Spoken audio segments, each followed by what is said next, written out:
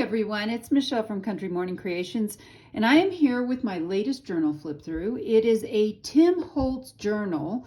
Basically, I've used as much Tim Holtz stuff as I could possibly stuff in it or on it. So it is 11 and about 11 and a quarter this way, 5 inches this way, and the spine itself is 1.5 inches long.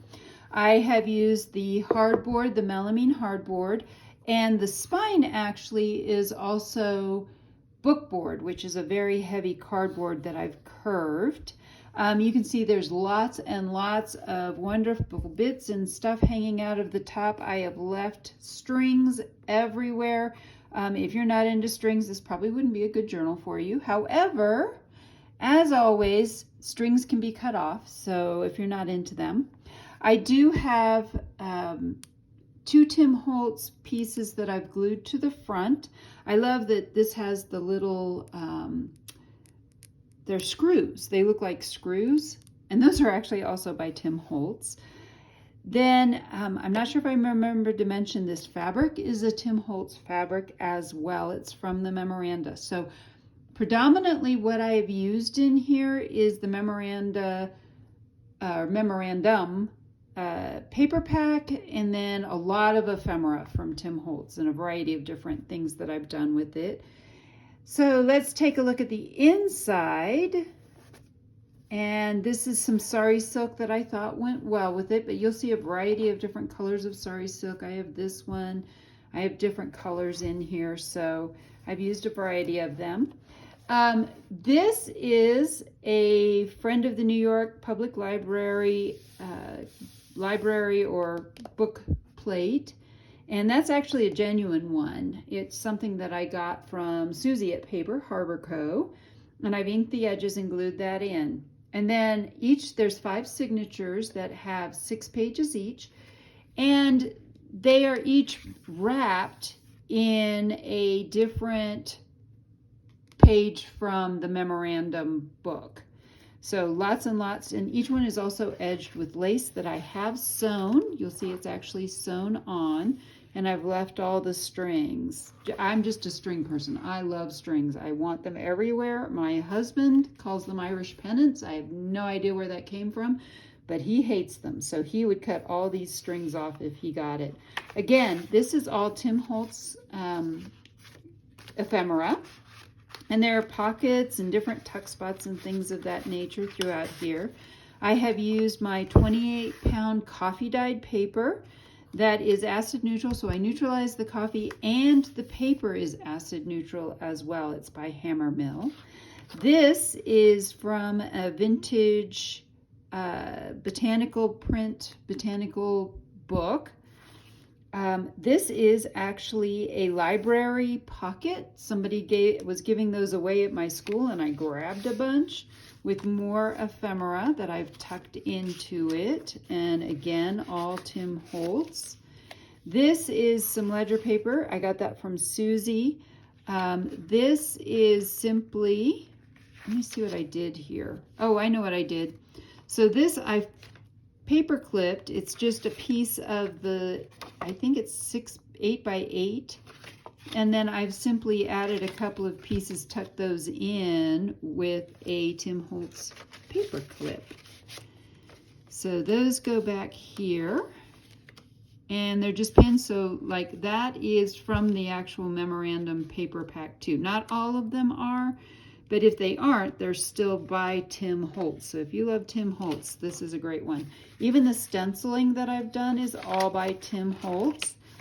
Each signature has a custom tall tag that also goes with, it's actually from the same piece of paper pack for each one. And so there's different kinds of pockets with all kinds of ephemera, stenciling. This is a little flip that I made here that you can journal on the back of. This is pretty full, but I've tried to leave a lot of blank pages. The stenciling that I have done is actually done with distress ink So what I found is trying to write over distress oxides, it messes with the pen ink or pencil ink and it's hard to do. So I've only used the distress inks in this journal. And this is the custom tall tag for this one. Lots of sewing, some vintage. This is German. No, French. Actually, I'm not sure. It looks like it's German. Anyway, and then an old piece of paper from, I think this was like a planner, but it's old and vintage as well. More pockets, more ephemera. Let's see, this is French. This is Edith Holden, and this is the custom tag for this signature. This is another flip that I made, and I've added some different pieces in there. So that's a glassine bag that I actually stamped.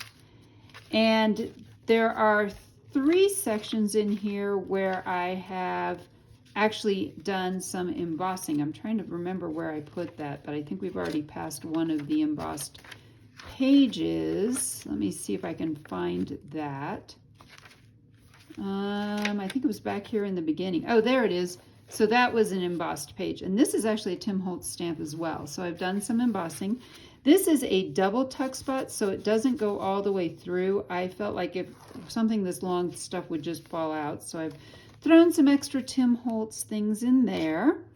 Another, just some pieces from Tim Holtz things that I have simply paper clipped. I wanted there to be a lot of freedom to move things around and rearrange things as well. This is a 1930s dictionary that I had, and this is some genuine French paper that I have embossed again. I have a bunch of old French papers that I get from Monahan's Papers.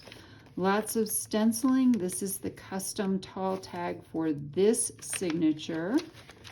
And then a pocket in the back, again with lots and lots of Tim Holtz stuff. And then this is the last signature, the 5th one.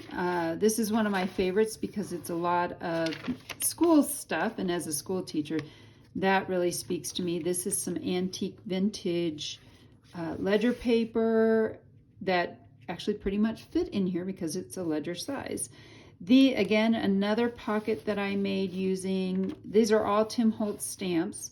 So I decorated the pocket using some Tim Holtz stamps like the previous one. This is the custom tag.